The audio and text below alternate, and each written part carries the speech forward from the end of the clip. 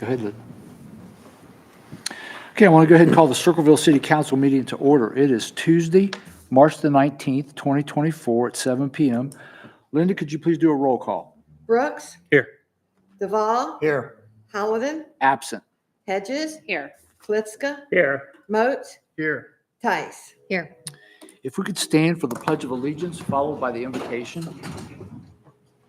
I pledge allegiance to the flag of the United States of America and to the republic for which it stands, one nation, under God, indivisible, with liberty and justice for all. Our Father, who Art in heaven, hallowed be thy name. Thy kingdom come, thy will be done, on earth as it is in heaven. Give us this day our daily bread, and forgive us our trespasses, as we forgive those who trespass against us. And lead us not into temptation, but deliver us from evil. For thine is the kingdom, the power, and the glory forever. Amen.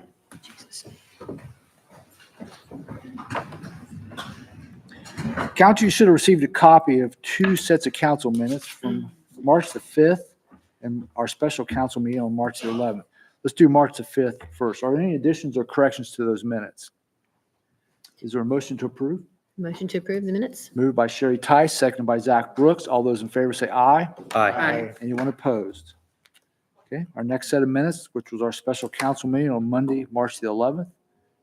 Any additions or corrections to those? Motion for passage. Motion for approval by Zach Brooks, seconded by Tom Duvall. All those in favor say aye. Aye. Anyone opposed? Great, thank you very much. Reports from council members or committee reports. Does any council member have a report? I'll first start with Katie Hedges. Thank you, President Keller. I have two reports. The first was an opportunity I had this morning to spend half the day at Logan Elm Schools as part of an educational walk. They invited some community members to spend the day there. We were paired up with either a teacher or an administrator, and we got to walk through. We did like a mock schedule and walked through classes at all three levels. We talked through how the opportunities that they're learning for real world experiences, and then how some of that translates to skills and workforce going forward. So really cool opportunity. I was really glad to do it. Their schools are awesome. The new schools were amazing. Yep. So very, very nice opportunity. Second thing I wanted to announce, we are going to have a finance meeting next Tuesday, March 26th at 6 p.m. It will be for the purpose of furthering the discussion that we had this evening regarding the JED and potential changes needed to the JED. Again, that is next Tuesday, March 26th. That is pending one potential thing. We are like 99% sure, but I wanted to announce it today. It could potentially change, but we should be having it next Tuesday. Okay. Thank you. Thank you, Katie. Sherry Tice, Strategic Planning Chair. Thank you, President Keller. We had a strategic planning meeting last Tuesday, the 12th, and we have one ordinance that's on the agenda this evening. I will speak to when it comes up. Great, thank you very much. Anyone else? Tom Duvall, Service Committee Chair. Following Sherry's meeting, we had a service committee meeting, and we'll be introducing the First Fridays and an ordinance for the loan for Montrose Avenue, and also an ordinance for the finances of reconciliation of various accounts. Okay, thank you very much. Anything else? Anyone else? So just to recap, so we have a finance meeting announced for next Tuesday here in council chambers at 6 o'clock. All right. Reports of city officials that are here tonight as council's guests. We have the auditor, the law director, and the mayor. Do any of you have a report? Mark? Not at this time, thank you. I just have a couple of things. Prior to this meeting, you had a meeting with P3 and Mr. Reeser about the JED. Yes. That was a meeting that I had last week. Members of the administration were able to participate in the commissioner's leadership prayer breakfast last week, so we attended that event. Last week, I also proclaimed March to be Developmental Disabilities Month. So I attended a meeting at the library with the board and some of their constituents and was able to do that for them. That same day, we also proclaimed March as Red Cross Month and met with members of the Red Cross in the city administration building as for their good work that they do in this community. And then lastly, on Friday, I met with members of P3 and the P3 in the service department, Jim Stanley and Hannah, to start looking at the comprehensive plan, the land use plan, the strategic fiscal analysis, and our annexation agreements to see how they all line up to how we can move forward. The comprehensive plan is almost 30 years old. And so what we decided to do was look through that plan, see what is still feasible for us to do, given that it's been so long since that plan was created, and what are opportunities for us to do now that we are almost 30 years later, alongside of other development that's happened around the city.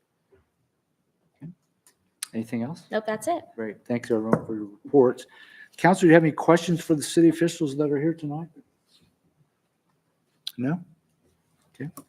This brings us to the portion of the meeting where the public can address city council. I'll remind anybody that comes to the podium, all your comments are recorded. The clerk will keep track of your time. You're allowed 5 minutes. She will give you a 30-second warning when the time's about to expire, then a red card that says time's up. Would anybody like to address city council this evening? Step to the podium. If you please give us your name and your address, we'd appreciate it. My name is Stephen Wilkinson. I live at 1668 Thornton Spong Road in Kingston, Ohio. Welcome, Steve. You're welcome to go right ahead. All right. I was supposed to meet with council tonight because I was the city safety director for 7 short days. I'd like to tell you that story, how that came to be. I was summoned by Michelle Blanton and Kendra Kinney to a privately owned office at 5:15 p.m. on March 7th, 2024. I was instructed to park in the alley and enter through the back door.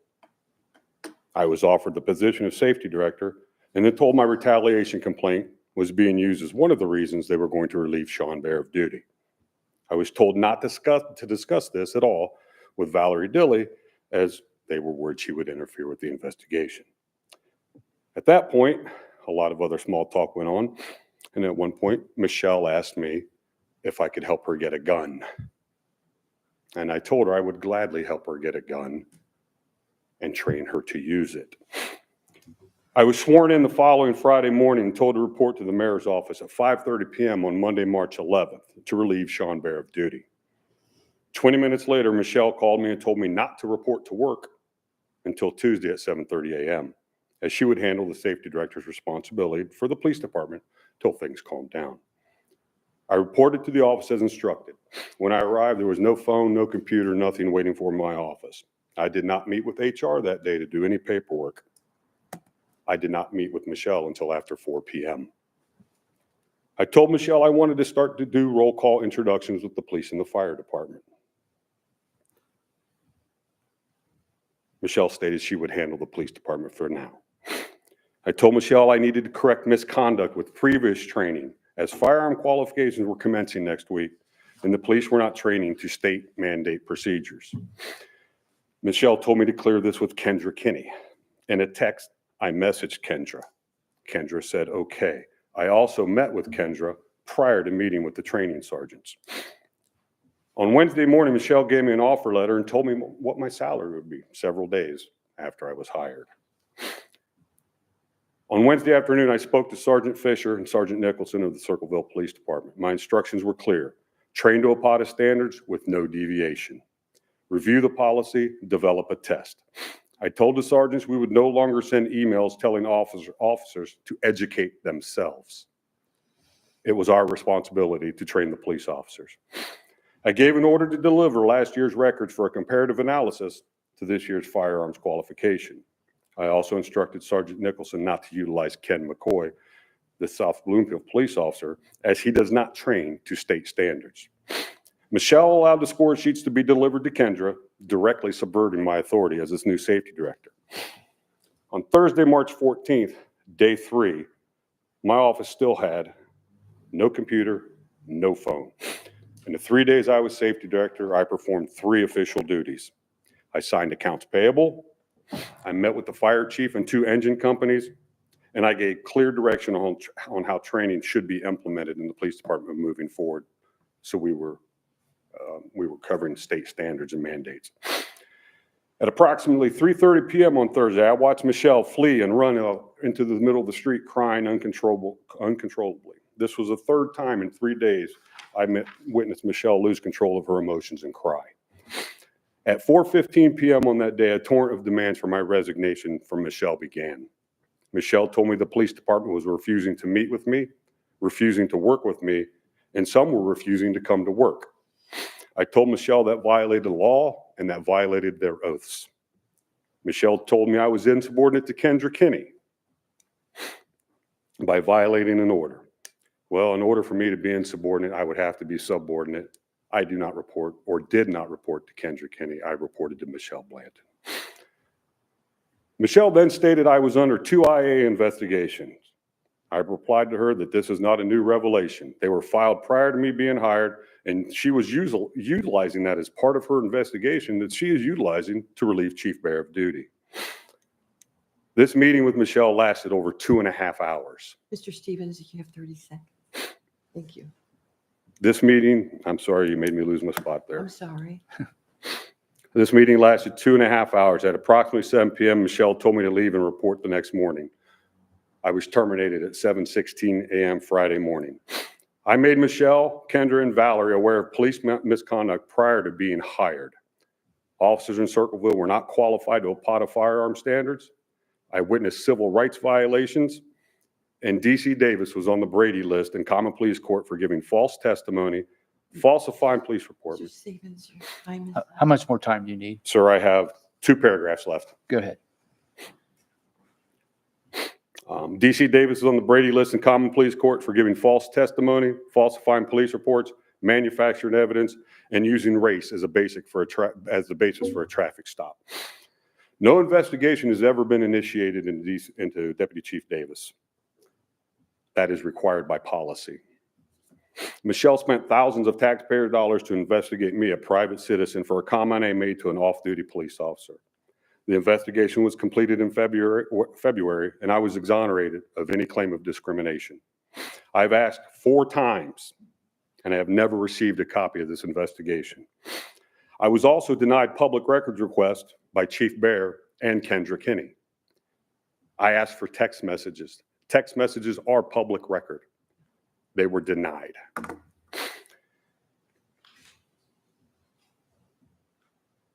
If the mayor and the legal director fear the police, and I can go into that in much greater detail on what they told me, but I only had a few minutes, so I did not go into detail.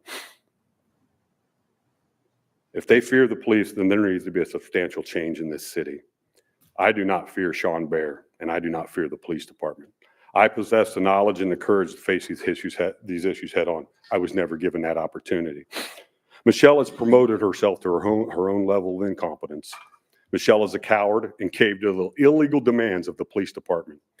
I told Michelle I had the experience, knowledge, and the ability to handle the situation, as I performed tasks much more difficult than what she was currently facing. I told her to let me do the job she hired me to do. I never got the opportunity. Michelle cannot control her emotion. She breaks into crying episodes anytime things get modestly difficult.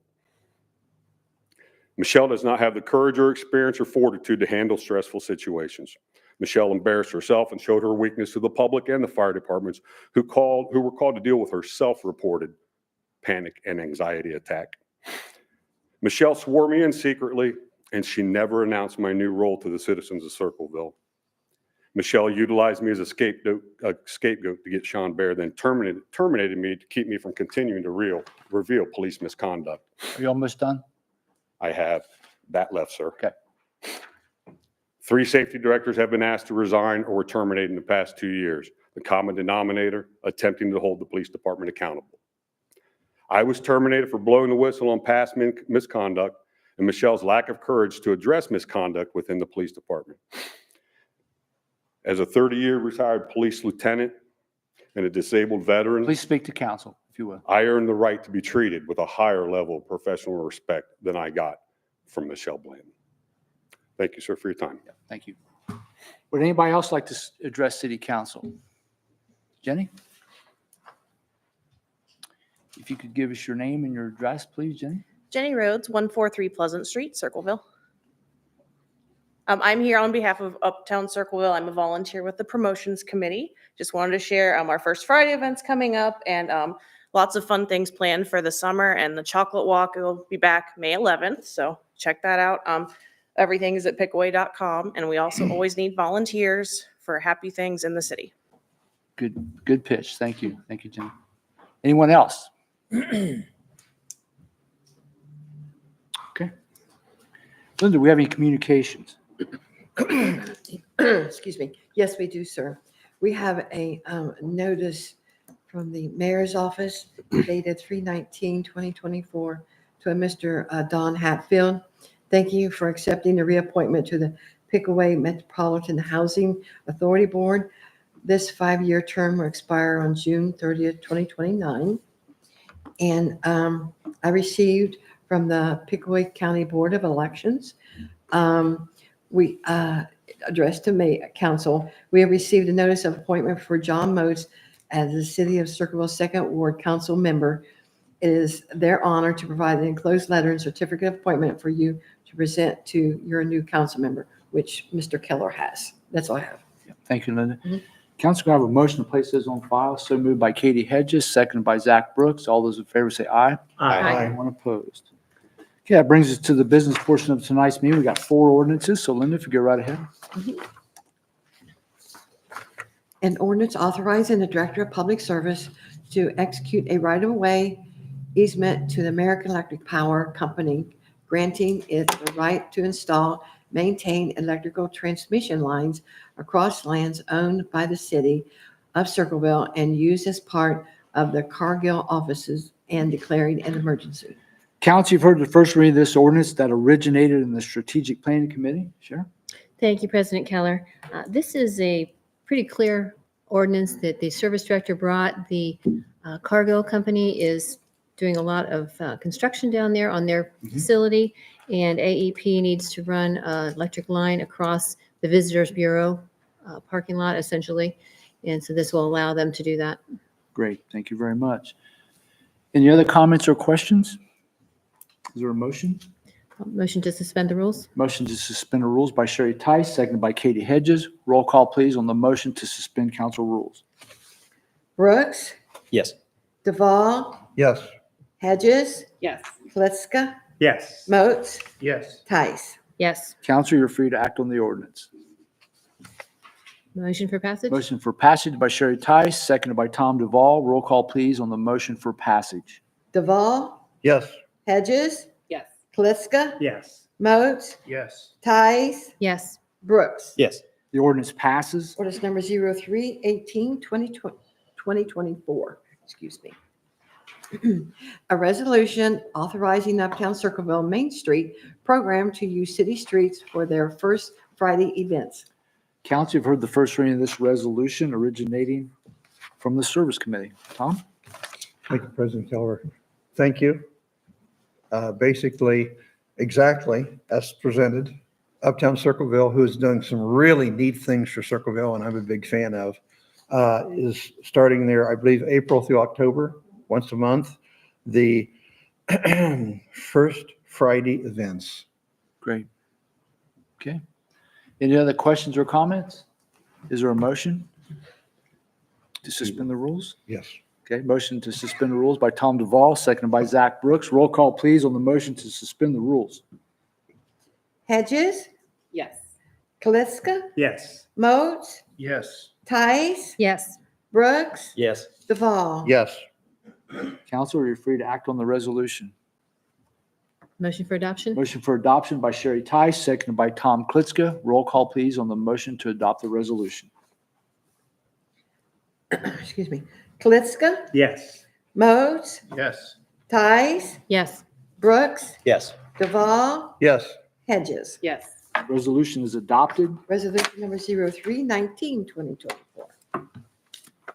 An ordinance authorizing the Director of Public Service to apply for, accept, and enter into an Ohio Environmental Protection Agency, Ohio Water Development Authority, and Water Supply Revolving Loan Account, construction loan for the utility improvements for the Montclair Avenue and declaring an emergency. Thank you, Council. You've heard the first reading of this ordinance, again from the Service Committee. Thank you, President Keller. Montrose Avenue has some very antiquated sewer lines, some of which actually go behind the houses, which have to be relocated. We are eliminating one septic system. There's some also doing the water supply lines before we do the asphalt. This is not in the write-up here, but it's a $1.4 million loan potentially, but some grants have been applied for. So depending on what the grants are, it'll be 1.4 or less. And on that basis, we have recommended to council that this be approved. Okay, thank you very much. Any other questions or comments? Is there a motion to suspend the rules? Yes, sir. Motion by Tom Duvall, second by Zach Brooks. All those, or roll call, please, on the motion to suspend the rules. Mose, Yes. Tice, Yes. Brooks, Yes. Duval, Yes. Hedges, Yes. Talitska. Yes. Council, you're free to act on the ordinance. Motion for passage. Motion for passage by Zach Brooks, second by Tom Duvall. Roll call, please, on the motion for passage. Tice, Yes. Brooks, Yes. Duval, Yes. Hedges, Yes. Talitska, Yes. Moats. Yes. Ordinance passes. Ordinance number 03-2024, the last ordinance. An ordinance amending the annual appropriation ordinance in the General Fund 101, State Highway Improvement Fund 204, Capital Improvement 0.4% Income Tax Fund, 206 Safety Forces 0.5% Tax Fund, 212, Fire Loss Prevention Fund 251, COVID-related Federal Grants Fund 257, Safer Grant Fund 258, Capital Improvement Fund 306, Wastewater Operating Fund 808, Waterworks Improvement and Extension Fund 819, Sanitary Sewer Operating Fund 909, and Sanitary Sewer Improvement and Extension Fund 920. Thank you, Linda, for reading that long title. Council, you've heard the reading of this ordinance. It was a finance ordinance, but we're through the Service Committee. So Katie or Tom, either one of you want to speak to it? Thank you.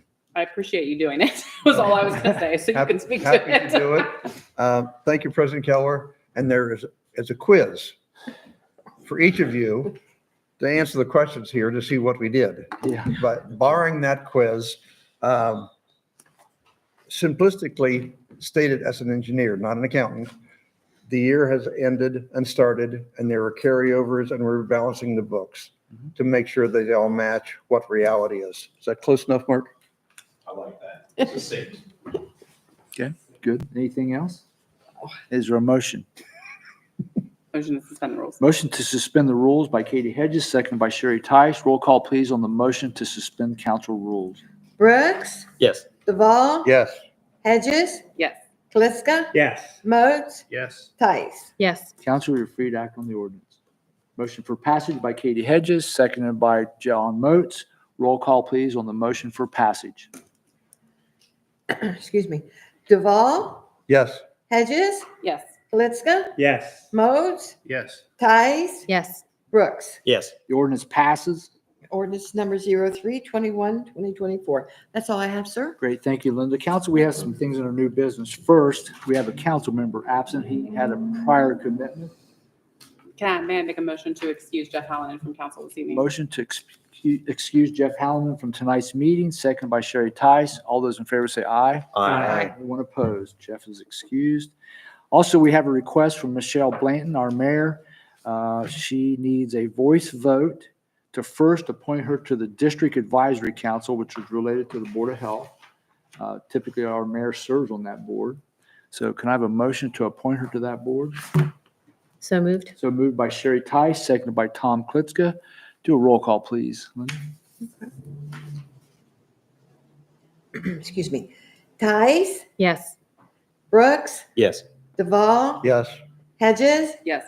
Talitska, Yes. Moats. Yes. Great. Michelle will be appointed to the District Advisory Council. And secondly, she, as the mayor again, should be appointed to One Ohio, which is the opioid funds that's being distributed throughout the state. And our mayor serves on that board. So since Mayor Michelle's our new mayor, can I have a motion to appoint her to the One Ohio board? I'll make that motion to appoint the honorable mayor to the One Ohio Board, please. Great. Thank you, Tom. Moved by Tom Klitzkus, second by Tom Duvall. Roll call, please, on that motion to appoint Michelle to One Ohio. Brooks, Yes. Duval, Yes. Hedges, Yes. Klitschko, Yes. Moats, Yes. Tice. Yes. Michelle's appointed to the One Ohio Board. And finally, we have a reason for an executive session. Katie? Thank you, President Keller. I would like to make a motion to adjourn into executive session for the purpose of discussing employment and pending litigation referencing Ohio Revised Code Section 121.22G1. I would ask that all of council, President Keller, the law director, and Mayor Blanton stay. Great. And we will not come back, only in the regular session to adjourn. Is there a second to that motion? So moved by Sherry Tice to go to executive session. Roll call, please, Linda. Duval, Yes. Hedges, Yes. Klitschko, Yes. Moats, Yes. Tice, Yes. Brooks. Yes. Okay, we'll go into executive session. Well, thank all of you for being here. We will not come back into regular session except only to adjourn. So if you please clear the room. Thank you.